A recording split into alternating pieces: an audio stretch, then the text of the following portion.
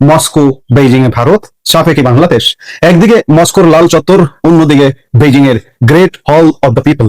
ভারতের হেভিওয়েট দুই কূটনীতিক পররাষ্ট্রমন্ত্রী এস জয়শঙ্কর এবং জাতীয় নিরাপত্তা উপদেষ্টা অজিত দোভাল একই সাথে বিশ্ব রাজনীতির দুটি অত্যন্ত প্রভাবশালী রাজধানীতে অবস্থান করছেন। প্রিয় দর্শক, অন্য মঞ্চের আলোচনায় আপনাদের সকলকে আমন্ত্রণ জানাচ্ছি।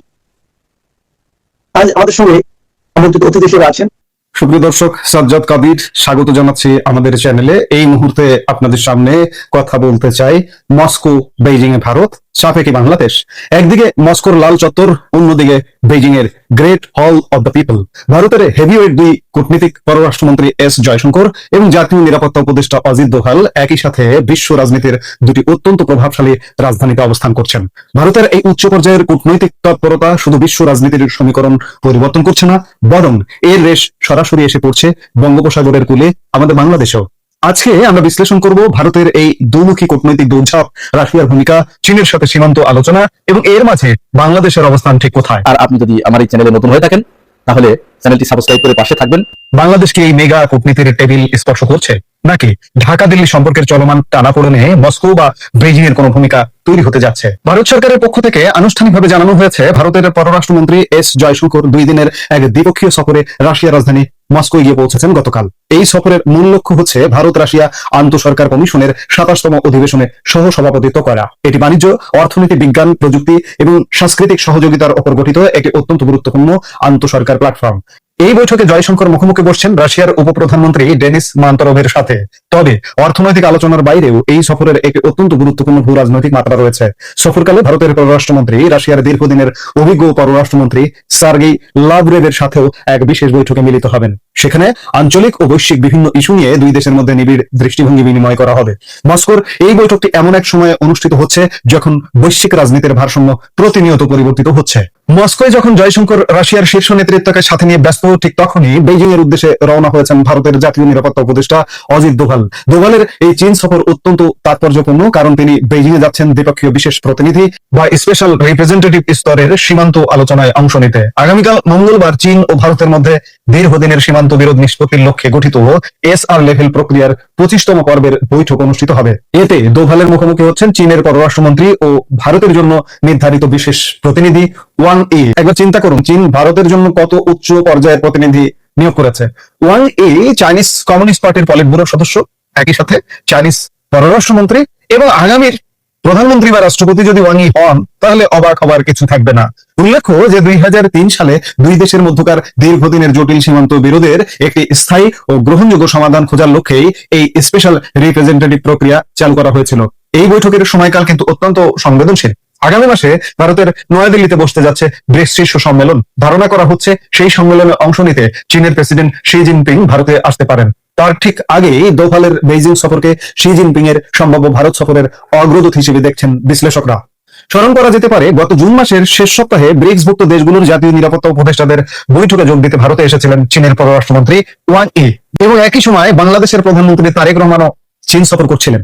সেই সময় সভার ফাঁকে অজিত দোভালের সাথে ওয়াং এর এক গুরুত্বপূর্ণ বৈঠক অনুষ্ঠিত হয়। সেখানে ওয়াং ই স্পষ্ট ভাষায় জোর দিয়ে বলেছিলেন যে ভারত ও চীনের জন্য পরস্পরের মূল স্বার্থ বা কোর ইন্টারেস্টকে সম্মান জানানো অত্যন্ত জরুরি। সেই সাথে দুই দেশের শীর্ষ নেতৃত্ব আগে যে সমস্ত গুরুত্বপূর্ণ সর্বসম্মত সিদ্ধান্তে পৌঁছেছিলেন তা বাস্তবায়নে বাস্তবসম্মত পদক্ষেপ নেওয়া প্রয়োজন। মস্কো এবং বেইজিং একই সাথে এই দুই পরাশক্তির সাথে ভারতের এমন দৃশ্যমান ও গতিশীল মেগা কূটনীতি প্রমাণ করে যে বিশ্বমঞ্চে দিল্লি কতটা দ্রুত তাদের কার্ডগুলো সাজাচ্ছে। ভৌগোলিক ও কৌশলগত দিক থেকে আমাদের এই বাংলাদেশ পুরো অঞ্চলের অন্যতম প্রধান ও স্পর্শকাতর একটি কেন্দ্রবিন্দু। তাই ভারতের এই আন্তর্জাতিক কূটনৈতিক পদক্ষেপে বাংলাদেশের রাজনৈতিক পরিবেশ ও আঞ্চলিক নিরাপত্তা প্রাসঙ্গিক হয়ে ওঠাটাই স্বাভাবিক। একটি বিষয়ে সাম্প্রতিক সময় বেশ চর্চা ও গুঞ্জন চলছিল, আঞ্চলিক পরাশক্তি ভারতের সাথে আলোচনার উদ্দেশ্যে বাংলাদেশের প্রধানমন্ত্রী তারেক রহমানের একটি সম্ভাব্য ভারত সফরের বিষয়ে কথাবার্তা এগোচ্ছিল। কূটনৈতিক মহলে এ নিয়ে নানা সমীকরণ তৈরি হচ্ছিল, কিন্তু বাস্তব চিত্র বলছে আপাতত সেই সফরটি স্থগিত হয়ে গেছে। কূটনৈতিক বিশ্লেষকদের মতে ভারত তার নিজস্ব নিরাপত্তাজনিত স্বার্থ নিশ্চিত করতে কিংবা এই অঞ্চলে তার কৌশলগত অবস্থান ধরে রাখতে বাংলাদেশকে তার প্রভাব বলয় পুরোপুরি অক্ষুণ্ণ রাখতে চেয়েছে, কিন্তু বাস্তবে তা বারবার চ্যালেঞ্জের মুখে পড়ছে কিংবা এক ধরনের ব্যর্থতার মুখোমুখি হয়েছে। দিল্লি যেভাবে চেয়েছিল পরিস্থিতি ঠিক সেভাবে তাদের নিয়ন্ত্রণে আসেনি। এই জটিল পরিস্থিতিতে জনমনে ও রাজনৈতিক বিশ্লেষকদের মধ্যে কতগুলো বড় প্রশ্ন ঘুরপাক খাচ্ছে। ভারতের পররাষ্ট্রমন্ত্রী এখন মস্কোয় সার্গেই লাভরভের সাথে বসে আছেন, আর নিরাপত্তা উপদেষ্টা বসছেন বেইজিং এ ওয়াং ইর সাথে। ভারত কি বাংলাদেশের বর্তমান রাজনৈতিক পরিস্থিতিতে ঢাকার উপর নতুন কোনো অর্থনৈতিক বা রাজনৈতিক চাপ তৈরি করতে মস্কো কিংবা বেইজিং কে ব্যবহার করার চেষ্টা করতে পারে? চীন ও রাশিয়া উভয় দেশই দক্ষিণ এশিয়ার রাজনীতিতে এবং বাংলাদেশের উন্নয়ন ও অর্থনৈতিক ক্ষেত্রে অত্যন্ত সক্রিয় ভূমিকা রাখছে। এমন অবস্থায় আঞ্চলিক নিরাপত্তার স্বার্থে বেইজিং কিংবা মস্কোর সাথে দিল্লির বৈঠকের নেপথ্যে বাংলাদেশের বিষয়টি আলোচনার টেবিলে জায়গা করে নিচ্ছে। এই প্রশ্নগুলো এখন আন্তর্জাতিক সম্পর্ক বিশ্লেষকদের আলোচনার কেন্দ্রবিন্দু। ভারত ভালো করে জানে বঙ্গোপসাগরের কৌশলগত নিরাপত্তা বজায় রাখতে হলে এবং তাদের নিজস্ব উত্তর পূর্বাঞ্চলীয় রাজ্যগুলোর স্থায়িত্ব নিশ্চিত করতে হলে বাংলাদেশের ভূমিকা অপরিসীম। অন্যদিকে চীন ও রাশিয়ার সাথে বাংলাদেশের আলাদা কূটনৈতিক ও অর্থনৈতিক সম্পর্ক রয়েছে।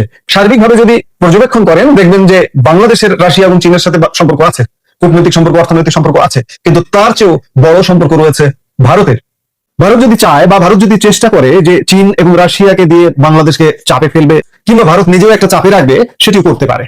তাই মস্কো ও বেইজিং সফরকে ভারত নিজেদের আঞ্চলিক অবস্থান শক্ত করার হাতিয়ার হিসেবে দেখছে কিনা সেটি এখন দেখার বিষয়। পরিশেষে বলা যায় জয়শঙ্করের এই 2 দিনের মস্কো সফর এবং আজ থেকে শুরু হওয়া দোভালের বেইজিং সফর কেবল দুটি দ্বিপক্ষীয় বৈঠক মাত্র নয়, এগুলো বিশ্ব কূটনীতির একটি বড় ক্যানভাস। দুই দেশের এই শীর্ষ কূটনৈতিকদের সফর এবং সিদ্ধান্তের ফলাফল কেবল ভারত, রাশিয়া বা চীনের মধ্যে সীমাবদ্ধ থাকবে না, বরং সুদূর প্রসারী ভাবে প্রভাব পড়বে পুরো আঞ্চলিক ও বৈশ্বিক রাজনীতিতে।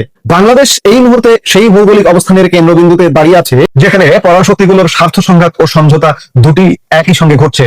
ভারত তার নিরাপত্তার স্বার্থে কিভাবে সামনের দিনগুলোতে পা বাড়ায় এবং মস্কো বেইজিং এর সাথে আলোচনার পর দক্ষিণ এশিয়া রাজনীতিতে কি পরিবর্তন আসে সেদিকেই এখন সবার নজর।